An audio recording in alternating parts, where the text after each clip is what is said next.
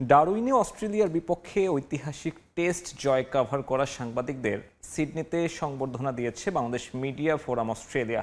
সময় টেলিভিশনের senior reporter Tarek Hasan শিমুলকে ক্রেস্ট ও সার্টিফিকেট তুলে দেন বিশেষ অতিথি উপল আমিন। একই অনুষ্ঠানে আত্মপ্রকাশ হয় অস্ট্রেলিয়ায় অবস্থানরত প্রবাসী সাংবাদিকদের সংগঠন বাংলাদেশ মিডিয়া ফোরাম অস্ট্রেলিয়ারও।